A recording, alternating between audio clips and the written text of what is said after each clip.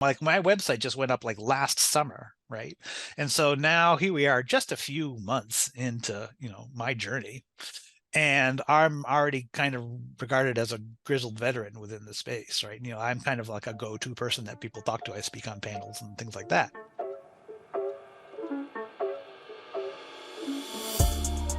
Welcome back to the Clean Techies podcast, where we interview climate tech founders and VCs to discuss all things building and investing to solve the biggest challenge of our generation, climate change. Today we are joined by the founder of Oceanid MRV, Ben Swainbank. For context, carbon capture and the measurement of how much is captured is something pretty well solved in forestry and direct air capture. However, for oceanic capture, it is not. This presents a big dilemma, as oceanic carbon capture is widely regarded as the most scalable method to pull carbon out of the air at a gigaton scale. Ben today talks to us about how he and his team are working on formalizing and certifying the amount and quality of carbon captured through such oceanic projects. This conversation was super helpful for understanding why oceanic pathways are important, as well as the challenges of measuring the work done in a manner that is accurate and sufficient to certify. An interesting takeaway from this episode is how Ben, as a non-scientist, is building a company in a scientific space, but is doing it by surrounding himself with a team of oceanographers and then bringing together the science and the commercial side of things. Early on in the show, we also talked through the steps he took to decide if this was a space he should go deeper on. This is a very helpful framework for any aspiring climate tech founders. So generally speaking, really interesting episode with Ben, and we hope you enjoy today's episode. All right, welcome to the show, Ben. How are you doing? I'm doing very well. Thanks, Silas. Great to have you on. Obviously, we've had the chance to speak prior to this, so excited to learn more and share what you're doing with the audience. So tell us a little bit about your background and how you ended up getting into doing what you're doing. Yeah, sure. So I'm here in Portsmouth, New Hampshire, and I've spent my background working in small technology companies here, typically early hire, across a variety of industries. And a couple of years ago, I read the David Wallace Wells book, The Uninhabitable Earth, and I had never really been a very committed environmentalist prior to that. I've certainly been aware of the problem, but that really kind of switched me on, saying, okay, this is the fundamental challenge of our time. I have nothing better to do with my time and my talents, and so really that got me to shift in my thinking and got me thinking, all right, I want to work in climate. How am I going to do that? And so I began to kind of explore the space, and I explored a variety of kind of different avenues and opportunities, looked to join a few companies. Everything quite clicked there. At one point, I was looking to start up a nonprofit, but that didn't quite get off the ground. But as I was exploring the space, I became very interested in the CDR industry in particular, right? Climate itself is vast, but the CDR, which is atmospheric carbon dioxide removal. So this is kind of the group of people that are trying to, at scale, remove billions of tons of carbon dioxide from the atmosphere, kind of run the entire emissions fossil fuel industry in reverse, right? And so I became very interested in that industry, and it really seems like an opportunity for a small group to have a very big impact. It's just a very exciting space. And as I was exploring that space and thinking about, all right, what's interesting, where can I apply myself, I became very interested in the marine pathways. And so these are things like growing tons and tons of biomass and sinking it to the depth, like kelp or phytoplankton. You could be doing direct ocean capture, where you're sucking the carbon directly to the air, or changing the ocean chemistry, a variety of ways to do it. But as I was thinking of, like, all right, how can we do this? Like, what could possibly work at this kind of multi-gigaton scale? If we kind of begin at the end, we're like, hey, we've done it. We've defeated climate change. Or at least kind of done a good job of combating it. What does that world look like? And within that, I think the pathways that were most compelling to me were these marine pathways. That's kind of where I think, all right, this is how it's probably possible, or at least most interesting. But as I was talking to different organizations that are working in these pathways, there's kind of this reoccurring theme of okay, this has enormous potential, but like, how do we know? Do we know it's real? How well established is the science? But then also, even if you can do it, or you're confident that you can do it, can you prove it, right? Because that's a fundamental issue within all of CDR. Your product is this proof of sequestration. And in both cases, the answer would often be, well, we don't know, or, we've got reason to believe, think this works, but exactly how we'll measure it, like, we don't really know yet. And so be kind of frequently confronted with a case of like, all right, here's this pathway, this possibility that could have a major impact on the fundamental challenge of our time, but also, might not work at all. It might be, it might not be something you can measure that you can figure out. And so, but that's like a really interesting challenge, right? Let's get the answer to that. Like, is this a waste of time, or is this really important? And how do we figure out? And so that really kind of drove me in the direction of forming, an Ocean MRV company, where we can work with across all of these different pathways, build our own internal expertise across all of them, begin to kind of write these rule books and develop, both commercially viable and scientifically sound methodologies to verify these things, and in doing so, we want to be like kind of a catalytic role within the marketplace, really stimulate marine, kind of the supply side of marine carbon dioxide removal. And so that's kind of the premise on which Oceanid ID was formed, Oceanid MRV was formed, and so that's kind of the lines we've been proceeding along. So that really the company itself really only kicked off last summer, and so we've been, we're still relatively new within the industry, but there's kind of a lot of people definitely kind of see a clear need for somebody to be playing this role, and so it's a very exciting time to be kind of up and running and working in this space. Mm-hmm. Hey there. Quick break to remind any founders or VCs listening, if you are looking for deal flow, seeking to raise funding, looking for partners to help service your needs, or perhaps you're looking for corporate investment partners, feel free to reach out to us through our Slack channel, which can be found in the description. Because we meet a lot of people in this space, we set aside time each week to make introductions to the various people that we encounter. This is something we do free of charge in order to help these incredible companies solving climate change to scale. Looking forward to hearing from you in the Slack channel. Yeah, I guess before we get into kind of how you're building the company, I'd be keen to have you walk us through.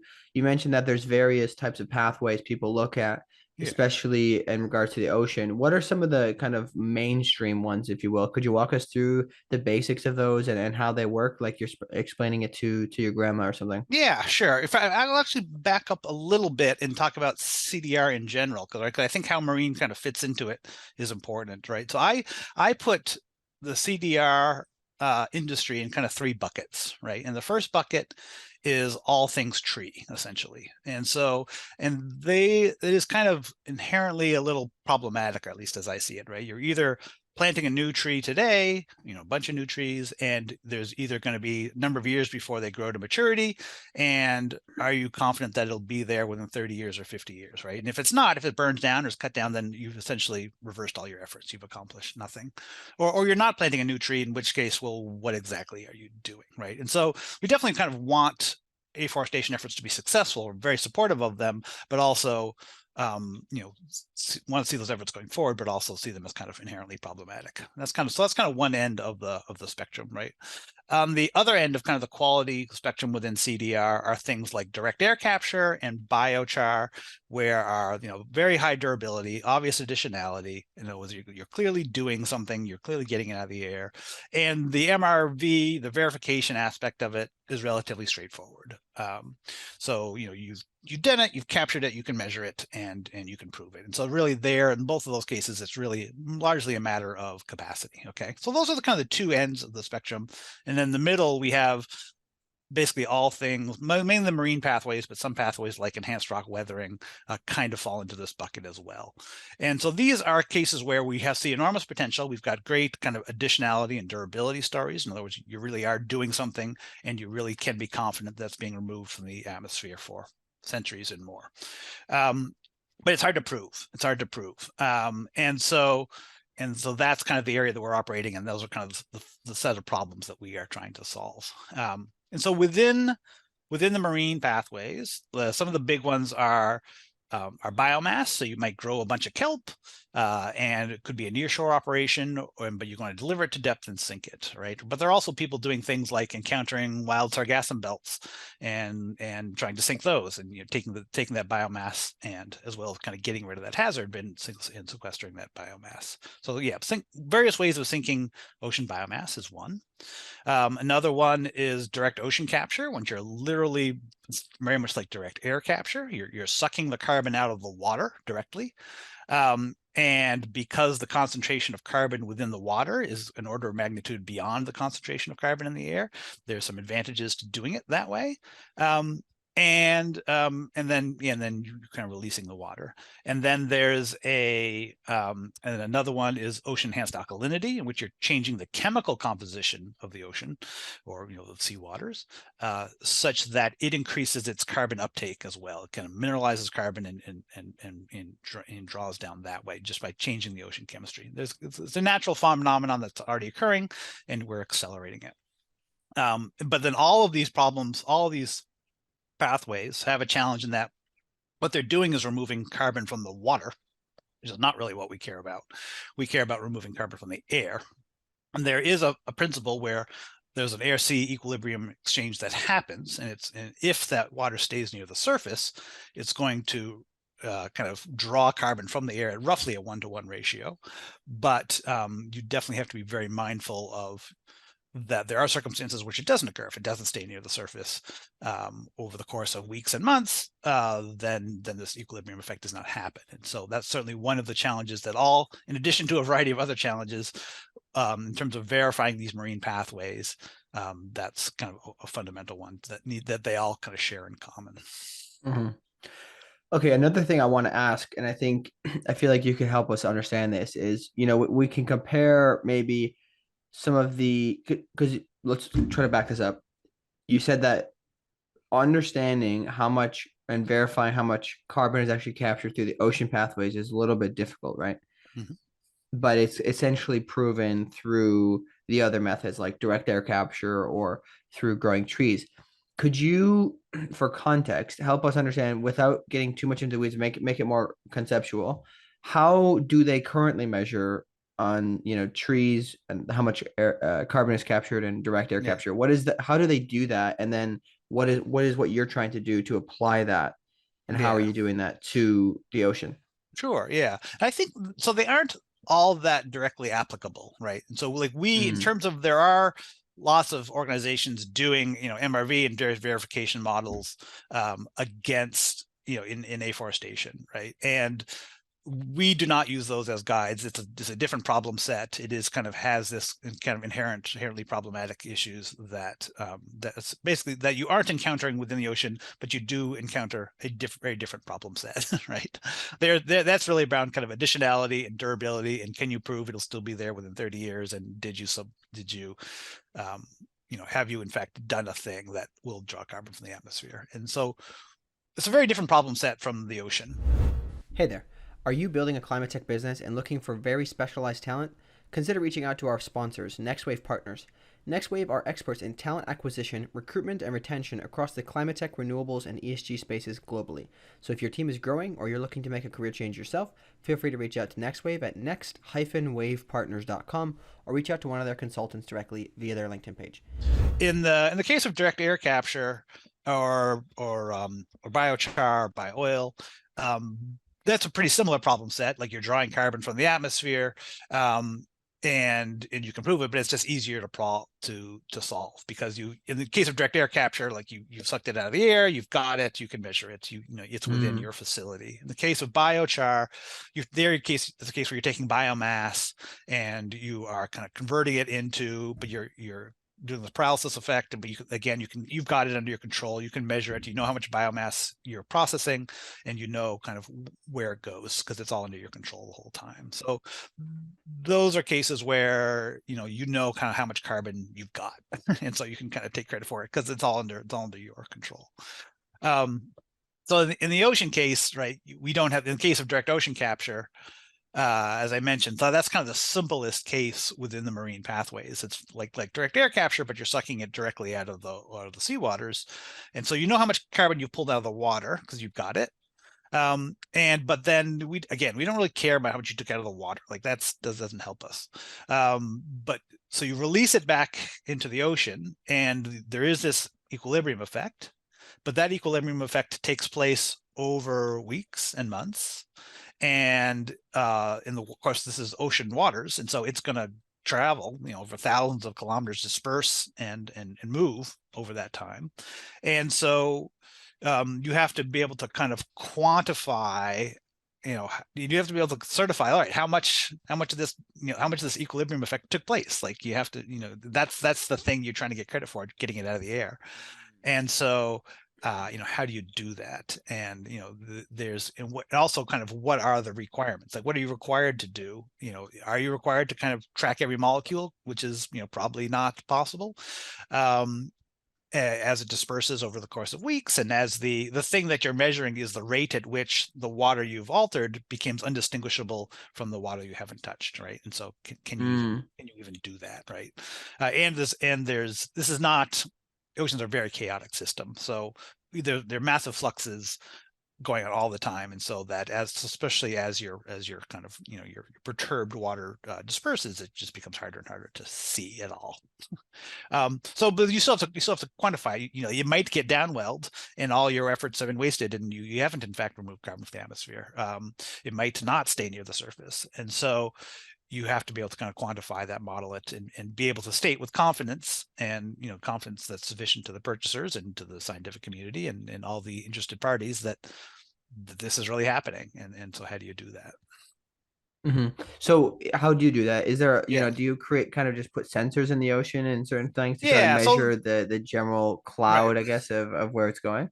Yeah. So there's right. So to some extent, the rule books are still being written, right? The kind of answering exactly that problem is kind of what our organization, and of course working with other partner organizations, is trying to address. Like both, how is this best done? What is sufficient? What is necessary? What do you have to do? What don't you have to do? And there's lots of efforts going on in terms of advancing of modeling systems to better understand it, and then as well as advancing of our sensoring capabilities. Of those, I'm personally somewhat skeptical that the sensor approach is ever going to be terribly viable, given the scales that we're operating on, given the amount of ocean, but still, certainly in like outflow situations or other kind of concentrated situations, that sensors will absolutely have a role in establishing your baselines and things like that. And so there's definitely a role for sensors. As well, but actually I think modeling will be more important, and there are kind of papers and models and coarse-grained regional models, and that, so that you can kind of apply them today, as well as as well as they'll be improving in the years to come.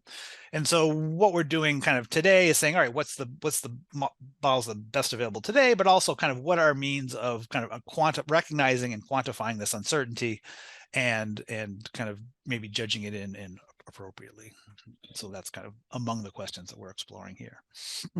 Okay, and then one thing I wanted to ask about is, I think I don't know if we necessarily touched on it directly, but there was something we talked about before the show around the durability of capture, Yeah. right? So you mentioned trees, if they burn down, it's kind of wasted efforts.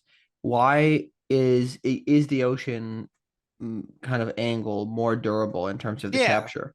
Yeah, absolutely. Yeah, so it is. So within our organization, we have kind of 100-year minimum durability standard. So there are pathways like, say, mangroves or seagrass developments that are, coastal, marine pathways of carbon dioxide removal. And we don't work in those pathways. And again, we want them to be successful. Please, do all the seagrass projects, draw the mangroves. They have enormous benefits, but in terms of the problems that we're trying to solve, we can't be confident that the durability numbers are there. That's definitely going to be there within 100 years after the intervention. So yeah, we have this minimum 100-year, and we think of it as like an irreversible standard, right? And so carbon dioxide that is emitted is going to remain in the air for centuries. Okay, so if you have an emission, if you have a drawdown, like if you plant a tree and that tree, burns down within 50 years, well, not only is all the carbon in that tree gone, you've accomplished really nothing. So its durability is really important within CDR, right? So the state of the drawdown has to be proportional to the size of the problem, right? And so within that, there are kind of different standards that are emerging. So like Frontier Capital has 1,000-year standard. So they are really only interested in pathways where you're able to draw it from the atmosphere and be confident that it has been removed and will stay removed for at least 1,000 years. Some of the pathways that we're looking at, probably biomass primarily, we have a 100-year minimum standard for our work. And so, everything that we would be willing to certify, you must be able to show that it can be removed from the atmosphere for at least 100 years. And so we do think that, like, if you can show that, then that is a worthwhile product that, the world should kind of take you up on that if we can do it on scale. That's a good durability for, in terms of what we need and things like that. Hey there, thanks for listening to this episode. If you made it this far, it's likely that you're enjoying the show, so I wanted to ask your help. If you're enjoying it, please give us a review on Apple Podcasts and share with somebody in the same industry who might find this interesting. And if you're interested in getting summaries of these episodes, go subscribe to our newsletter that comes out on LinkedIn and Substack. Links can be found in the description. Thanks for your help in growing the reach of this show. So, like in case of biomass, there's in the case of like mineralization or direct ocean capture, those are essentially 1,000-year, 10,000-year standards. Once this equilibrium effect has occurred, it's in the water. You've pulled it from the atmosphere. It's staying in the water. It's not going to go anywhere. Okay.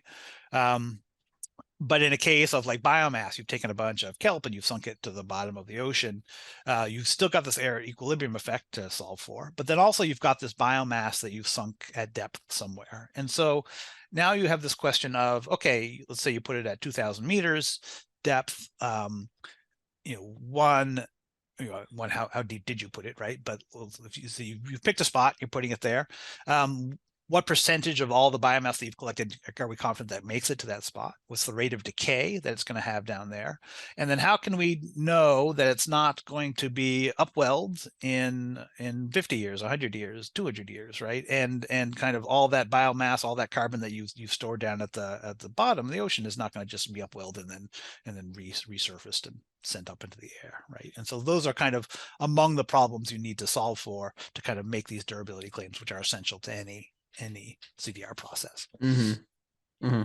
Okay, cool. Could we talk more about building the business? So let's maybe talk about, I guess I'm curious to go back to the beginning. So once you became interested in this problem, how did you go about creating kind of the MVP, and maybe walk us through your model of what you're at now and how you maybe changed to get here along the way? Because that's usually the conception, is like, how can we make an actual viable business out of this? Right. Yeah. So, and that's been it, so this really only started over the summer, right? In July, I kind of put up the website for the first time and really just started, it was just me and a website. And I was kind of committed to doing this full time. Like that is a commitment that I had made, but it was just me. And saying, hey, you really kind of entered this phase of like, hey, is this something worth doing? And are we addressing a problem that anybody cares about? And the response was quite positive quite quickly. As soon as I kind of put up the website and people say, hey, everybody who's working in marine CDR recognizes that they have this problem, that they need proof of sequestration is their product. And without kind of good standards, without a way of measuring it, without a way of proving it to Frontier, without a way of accessing the carbon markets, they really don't have a business, right? And so very quickly, people kind of came to me without a lot of effort on my part doing outreach and saying, hey, let's talk. Like, what are you doing? How are you going to do it? And there's kind of quite a bit of enthusiasm, to work with us, which is, I've worked at a lot of startup companies, and oftentimes the trick is like getting anybody to care at all about what you're trying to do. And just got a lot of, in this case, that was not the case here. We got a lot of very positive feedback very early saying, hey, this is a real problem. Like, if you can do this, there's something here. And so, and I been pretty aggressive. I was already involved with some of the communities like air miners and work on climate. And so I had kind of a network that was already forming around this work. And so I spent a lot of time just talking to everybody, and that has really continued. I still talk to lots of people all the time. It's kind of very much part of my routine and what I'm doing. It's just kind of outreach and conversations. So that early phase of like, hey, is this worth doing? Phase two was, all right, does anybody want to work with us? Can I sign up? I knew I needed some oceanographers who, I'm not an oceanographer. That's not my background. So I knew that would be essential to, being credible within this business. And so began outreach and talking to folks, and went to a conference where kind of a lot of the people within the Marine CDR MRV space happened to be a small group. And met people there and began to recruit people who would be willing to be scientific advisors, be on the team, be interested in working for the company, and be kind of in the group. And again, this is all pre-revenue, pre-funding, but kind of building up a team that is willing to kind of engage with these problems. And then also simultaneously getting customers who are not just willing to express interest, but then willing to say, all right, we'll sign we'll sign up with you, we'll sign a MOU, and choose you as our kind of MRV partner as we proceed. And so kind of looking to you to help us navigate this industry. So yeah, kind of went through the, is this a good idea phase, does anybody want to work with us phase, and both of those going very well. And so now I think we're really at now is okay, now we need to really start to do it phase. We need to kind of prove that we can indeed play the role that we are seeking to play, that we can contribute well. And part of that effort is, of course, attracting investment, getting the resources to be able to fully engage with the team and to play that role and to draw in additional resources as well. And so that is really where we are now. So we have quite a few. So like my background is in software and technology. This product, will have a software component. It will be, building this kind of data pipeline is part of what we'll be doing. But in terms of kind of building the system, that hasn't been the focus so far at all. It's really been all around business development.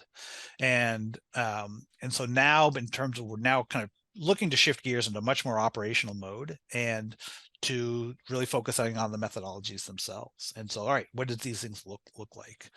And it really is all kind of methodology development, and all this kind of thinking and on paper and building frameworks, but they're theoretical frameworks, they're business frameworks, not software frameworks yet.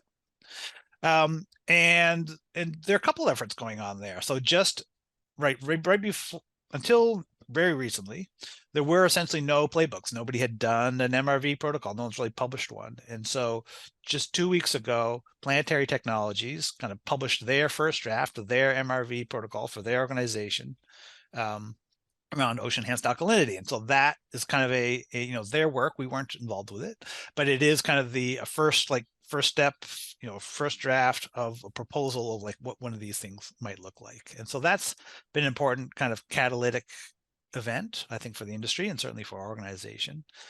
And then similarly around that, we are beginning to say, okay, what are the rule books for writing these rule books, right? What should be in these MRV protocols? What should be in there? What should be public? What should be proprietary?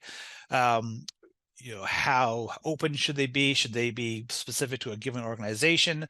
Should they be open standards such that somebody else could come along and essentially, if they're doing something similar, then they could apply that same standard?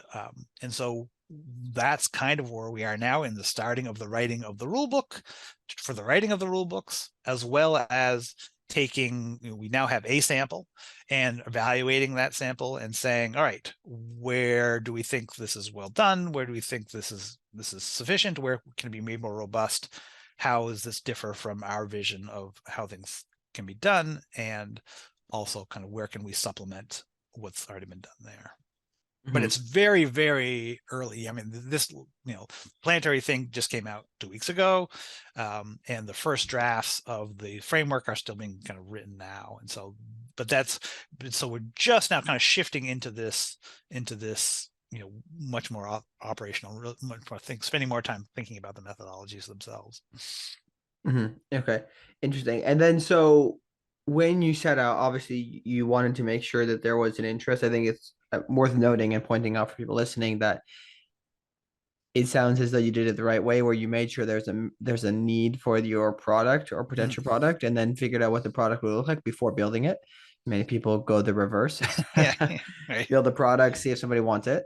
Um, but I guess you mentioned this is very early space, but Yeah, would you mind commenting how your model works and yeah. how it works compared to others in the space, if there Yeah. are others that you can compare against?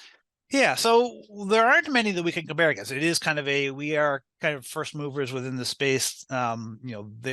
Until now, most organizations have been of necessity building their own internal MRV organizations. If you're planetary technologies, if you're running tide, you've had to build your own kind of internal MRV capabilities, and then you have to try to explain to each individual purchaser why yours is necessary and appropriate, right? And so now you get a system where you have multiple people that are doing similar things, having to solve all these same problems, and we'll have slightly different um, solutions to each of them, which is problematic, as well as having to develop their own kind of internal expertise and capabilities. So the this is a really important role, to somebody kind of create these common rule books to have kind of a shared framework, a shared rule set that everyone can work through.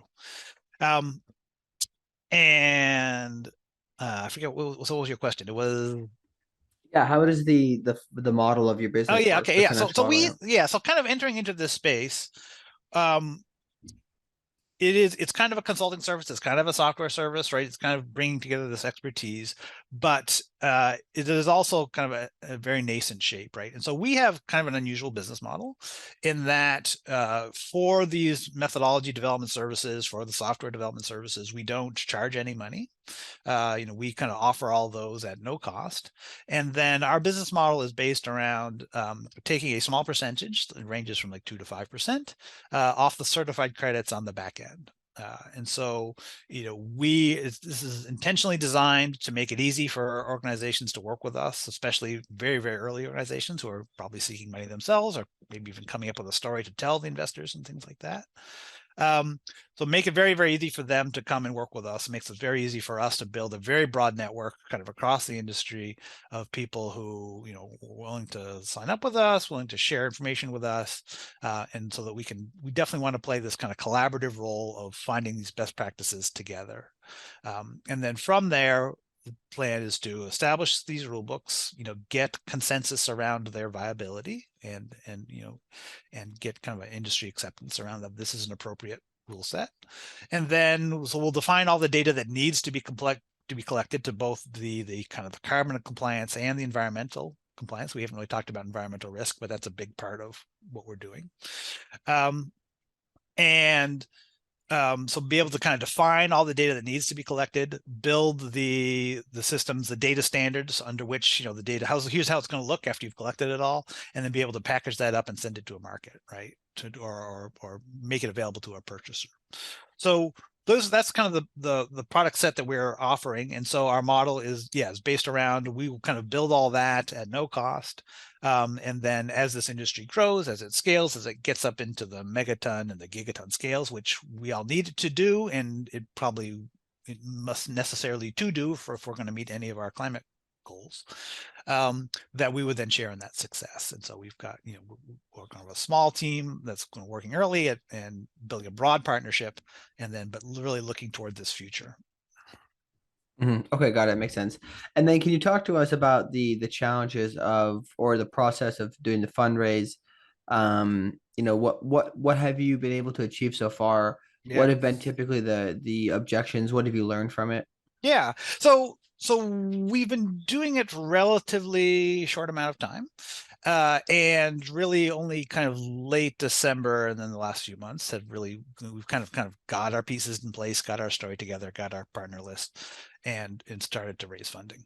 And it has been a challenge. I think anybody who's kind of done fundraising before would say, well, you've only been at this a couple of months, you haven't really started to fail yet. But as of yet, we don't have we have not brought in that kind of first dollar investment. We do not yet currently have that first commitment.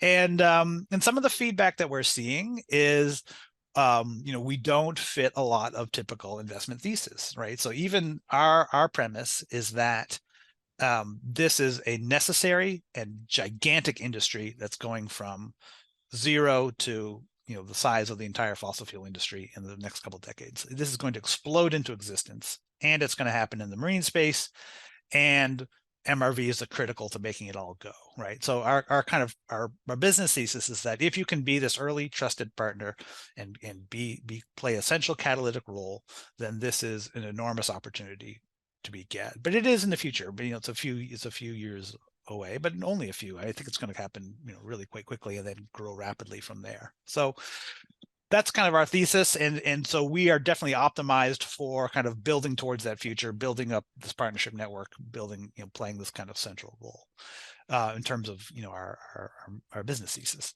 But in doing so, right? So we have these kind of we'll work with anybody for free early business model, right? Which really does not fit within lots of people's investment thesis. And they're like, well, if this is valuable, then shouldn't they be paying you for it? And also, like, aren't you kind of a consulting company, which is not the kind of thing that they're interested in investing in? But of course, our business model is the opposite of that.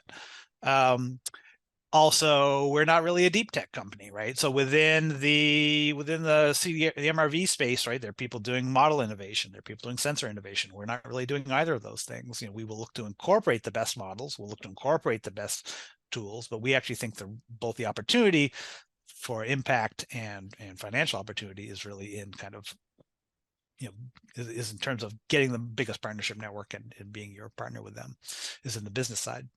But again, that doesn't really kind of fit within most people's investment thesis. With lots of people will talk to us like, well, we're a deep tech company. You don't really fit that. And so fair enough. And so it is. So it's a curious position. I think a lot of people recognize that. So like we have huge supply side demand, right? All the suppliers are like, hey, we really want to work with you. We have huge demand side demand. All the marketplaces are like, yeah, we are a marketplace that without product, right now, because there's no supply. And so we would love, to have a certification partner that can, people come to us and say, hey, we'd like to sell you some, seaweed that we've, carbon sequestered via this process. And like markets are like, we don't know what to do with you. We need somebody to send them to. And so, they are very interested in working with us as a partner, as a aggregator of these projects. And so we've got huge supply side, huge demand side, huge potential, absolutely necessary space within the industry, well, for an industry that must exist. But still, like, it is early, it's nebulous, and we don't really fit most people's kind of investment thesis. Like they're like, we don't know what to do with you. So Yeah, that's kind of some of the feedback we're getting, right? I can see it being relatively difficult. I would say, it may be keen to understand if you spend time looking at, hey, okay, here's the feedback we've gotten. Now let's kind of reverse engineer this Yeah. to fit into the thesis, because obviously you got to do what you got to do to get the dollars, right? Yeah. But um, kind of curious. So, given that you work with a lot of these people doing the actual science of capturing carbon through the ocean, Mm-hmm. any advice or things that you've seen speaking with a lot of people in the space to those organizations that are doing the actual science? What, any advice to them, things that you see that they typically overlook or not thinking about the commercials, perhaps? Just any general tips there that you would suggest? I mean, I think that um let's see. Yeah. So I think each organization is different, right? So some of the organizations that we're speaking with have very sophisticated internal MRV operations, right? But even then, we're definitely in an R&D phase. So many of their efforts have been really focused around, proving that this can be done, that it works at a lab scale, at a and that and also the environmental impacts, right? Proving it can be done safely and evaluating that. And that's absolutely correct and appropriate. And, that's, where people should be directing their efforts at this stage. And so but the next question that's kind of but there are other people who are much less sophisticated at all. They're like, hey, we're just growing this seaweed. We need, measuring is your job. Like, we just want to do it. And then you'll be our verification partner. And we're like, okay, we'll play that role as well. But even within the relatively sophisticated organizations, they naturally are kind of coming from this oceanographic mindsets. And so, the notion of kind of writing what are essentially commercial standards is quite different from a scientific standard, right? And so, the standard of proof, like, all right, is this really a physical phenomenon? Is this really happening? Is quite high, but now in most cases it's reasonably well established. And so the next question is, all right, what is what's the commercial standard? What's the burden of proof in a commercial context? And so there, you can do things like quantify uncertainty and offer discount rates and deal with other kind of market things that the financial industry is absolutely familiar with. But the scientific community is really not. That's just kind of not how you think. How do you kind of quantifying uncertainty so you can put a volume and a dollar number next to it? It's kind of like not what oceanographers do, right? And so that is kind of this intersection of mindsets that is. And then another kind of interesting dynamic at play is, so I come from kind of the startup world, the entrepreneurial world, which definitely has this kind of fail faster, iterate rapidly, kind of experiment and try things out, mentality. And I think that mentality is very useful given the scale of the problem and the pace that we need to address it. But also certainly within the scientific community, academic community, that is not how they work at all. It's very much around methodical, kind of adding strata, a layer upon layer of information on top of information and evidence on top of evidence, and you're kind of contributing your bit. And there's certainly people who kind of have frustration with that, but there's certainly lots of instincts around that, and especially in the case like this, where there absolutely is, a lot of important ongoing research and development around these key areas. And there's a question of whether or not that should be kind of a prerequisite to moving forward with these things, or if we can kind of move forward with kind of what we have today and then incorporate science and the methods and the models, as they improve over the years to come, which is very much our philosophy, but not universally shared at all. Okay, interesting. Yeah, I guess I share the sentiment. I mean, it's difficult to. I'm not the kind of person who wants to have things perfectly figured out before I start. I usually go off a gut feeling of, hey, I think based on these couple pieces of evidence, it looks like there's something to be had here. Let's go, let's go try it out. Right. Okay, interesting. And then just one thing I wanted to understand, I think it'd be interesting for people is when you actually maybe back up a little bit. When you decided that you want to do something in the space, what, I guess, besides just being motivated to help fix the problem, what did it really take for you to kind of make the leap to go say, you know what, I'm going to go full-time entrepreneur? Yeah, well, mine is kind of an interesting case in that I had kind of, made the switch in my head, like, this is what I wanted to do. I kind of, applied for a couple of jobs and was exploring kind of starting companies with various folks.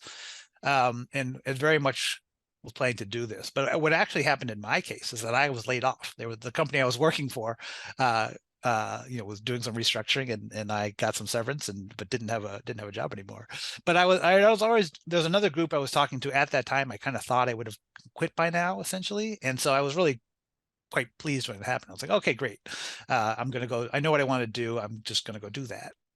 And then even though that group that didn't end up coming together, I was like, all right, well, that doesn't matter. Like I know, I already know what I want to do, so now I'm just gonna do it. And so I was definitely kind of pushed into it by events. I mean, I could have not done that, but there was kind of a natural, like, all right, this is it, now or never. The universe is talking to me. But I spend a lot of time now. I'm on like an expert office hours program with the work on climate, and so I'm spent a lot of time just talking to people who are looking to get into the space, who are interested in getting in. And I talked to lots of very talented, very capable, very well-paid people who've been very successful in their careers and are good at what they do and can get paid to do it, and they want to work in the climate, and they're finding it hard to get in. And I see that, and that the space is new. There's a lot of activity. There's a lot of money coming in. There's a lot of energy. There's a lot of talent coming at it.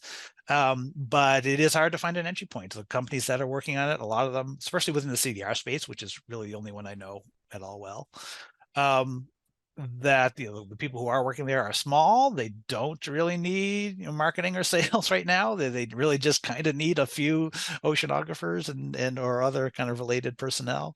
Um, and so yeah, it's kind of a frustratingly difficult space to get into. But one piece of advice I do have is that, so round about a year ago now, I was kind of exploring the space. I went to the Learn Ocean channel on Work on Climate, and like said, hey, who wants to talk about this stuff? And just a few people joined. I think there were 3 people, including myself, on the initial call. And I was like, great, but it was a great discussion. I was like, all right, who, let's make this a regular thing. Does anybody organize this kind of conversation? And the answer was, well, no, but you can if you want. And so I was like, okay, I will. And so, I kind of started doing that. And, that was really like about a year ago now, right? And so my website just went up like last summer, right? And so now here we are, just a few months into, my journey. And I'm already kind of regarded as a grizzled veteran within the space, right? I'm kind of like a go-to person that people talk to. I speak on panels and things like that. And so, you can, there's so much work to be done across so many vectors, right? I've only been looking at CDR, and specifically marine CDR, but within decarbonization, within green energy, within mitigation, within carbon dioxide removal, different pathways, there's so much work to be done. And so anyone really can kind of plant a flag, find a corner that interests them. It's probably be an unexplored corner, and within a very short time you can be a major, one of the foremost experts.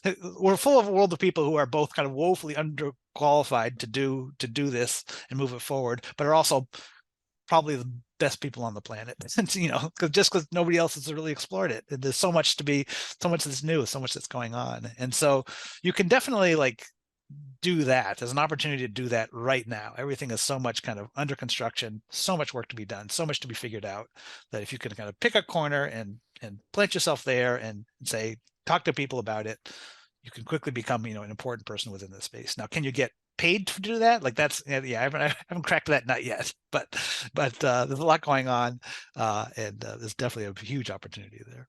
Mhm. Yeah, I do think it's quite interesting that I feel is a good and a bad thing in some ways that Yeah, from a talent perspective, it is difficult to break in. So some people say, screw it, I'm going to do my own thing. yeah, yeah, And all of these interesting companies are popping up. And again, a lot of them won't succeed, or a lot of them will get, purchased or kind of swallowed up by other companies. But I still think it's overall very good for many people to be looking at it from different angles yeah, rather yeah, than them all trying to go join, one mega company that's already got some things figured out.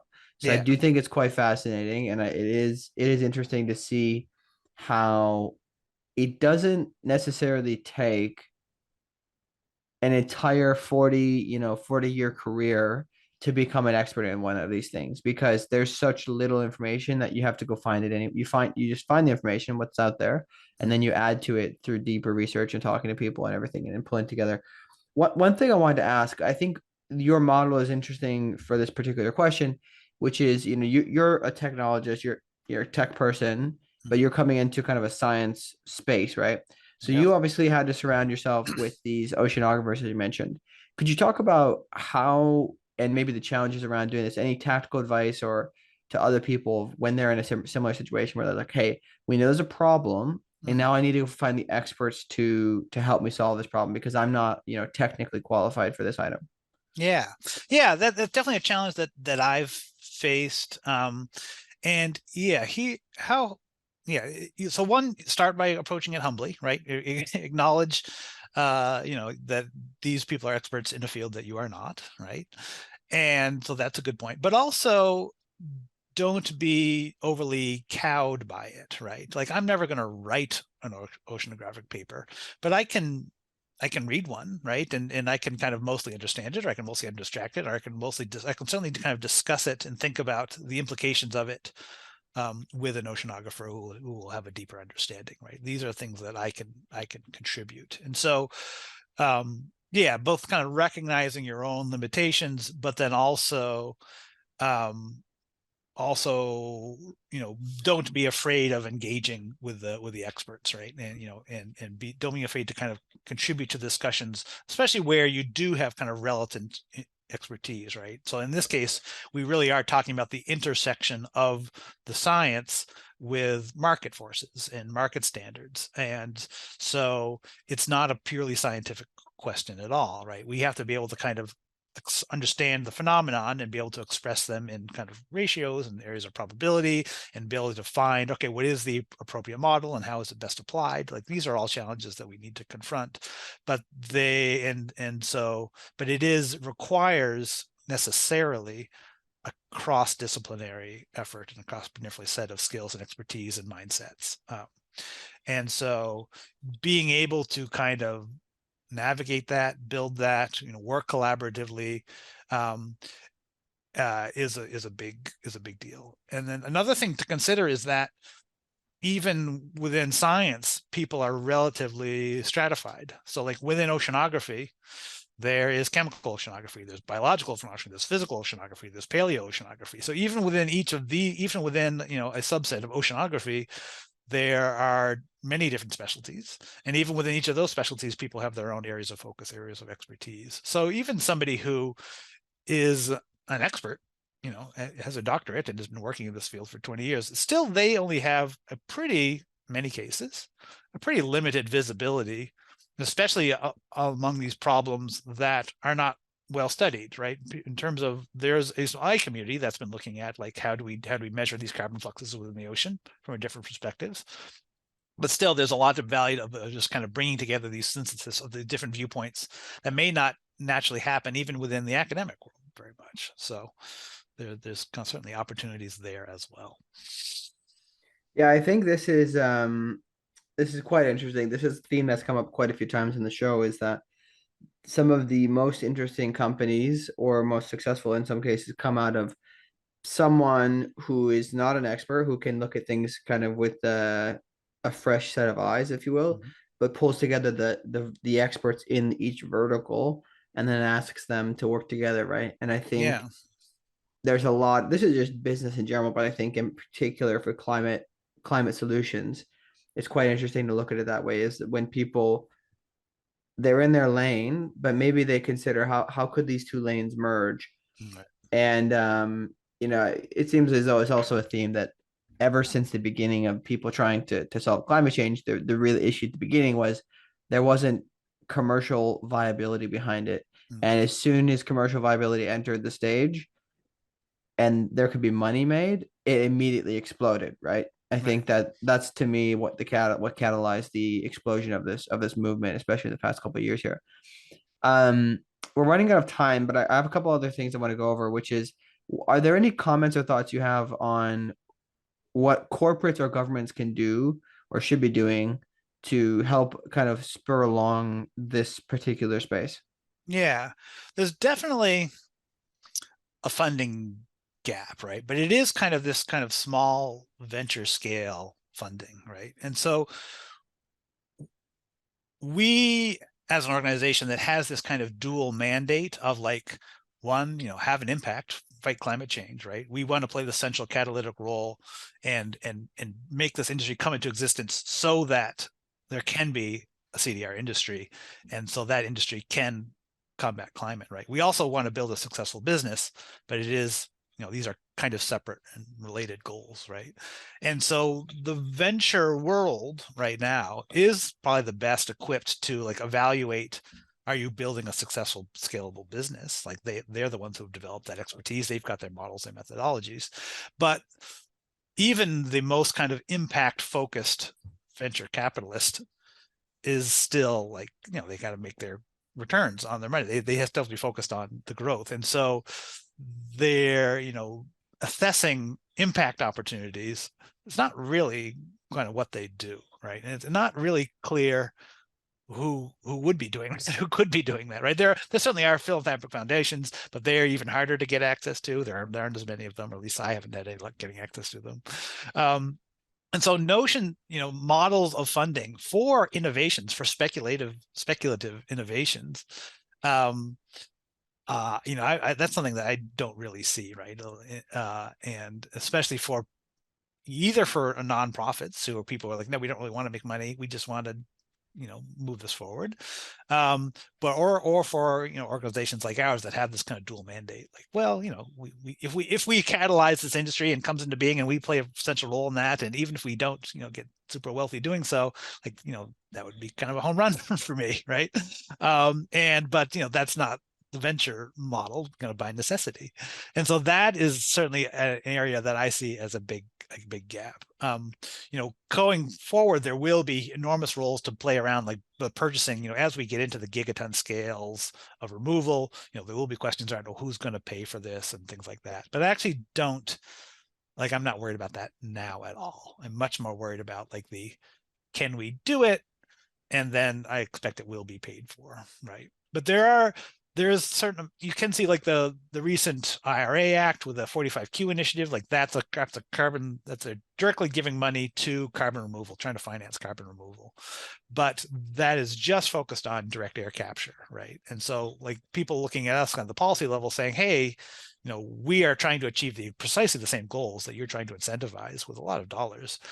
But the government shouldn't care about which methodology is used. They just should care that it's that it's sound, that it's working, it's meeting the goal, right? So I think there's a lot of work to be done, kind of education, but a lot of that is just kind of how new this whole industry is, right? I'm not surprised that no one's writing regulations around marine CDR because it doesn't really exist yet. It's not even we are kind of at the forefront of like trying to write the rule book. So I'm not surprised that there's no, senator staffer who's on it, right?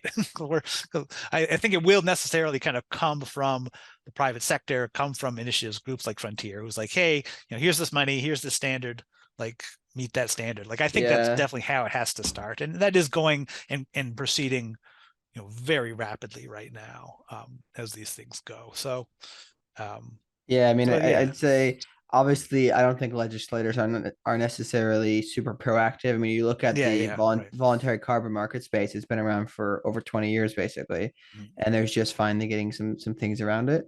Yeah, Um, but it's also interesting you talk about the funding gap. I'd be curious to see if there's any types of models that pop up where kind of philanthropists create VCs essentially, yeah, right. because there's obviously these areas where it's like if you look at, for example, it's obviously all the rage right now. OpenAI, right, was started as a Mm. nonprofit, right?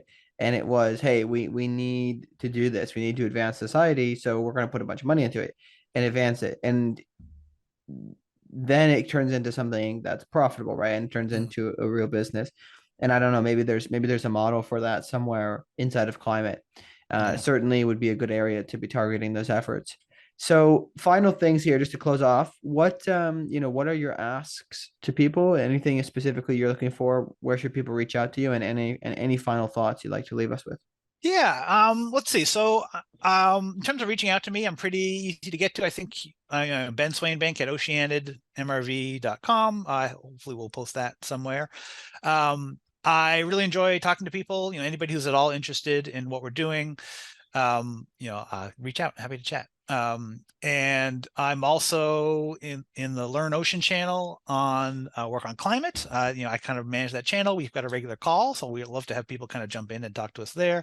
I'm also on the expert office hours, also on Work on Climate. People can just kind of sign up and meet with a group and talk to me there. So I really, I consider kind of outreach a big portion of what I do. It helps me, but also kind of helps me help the industry. And I really enjoy it. So yeah, please do reach out. That's kind of number one. I love to talk to folks. And then of course, yeah, we are a pre-funding, pre-revenue company, which has enormous potential and is working in a very exciting place. And so we're obviously happy to talk to anybody who wants to learn more about that and perhaps has the capacity and the interest in helping out. For Absolutely. sure. Very good. I really appreciate you coming on the show, Ben. This has been great. Pretty fascinating, interesting stuff, and definitely a topic I've not really dived into on the show. So thank you for coming on and looking forward to seeing what you continue to do. No, my pleasure. Well, thank you, Silas. Yeah, it's a great time.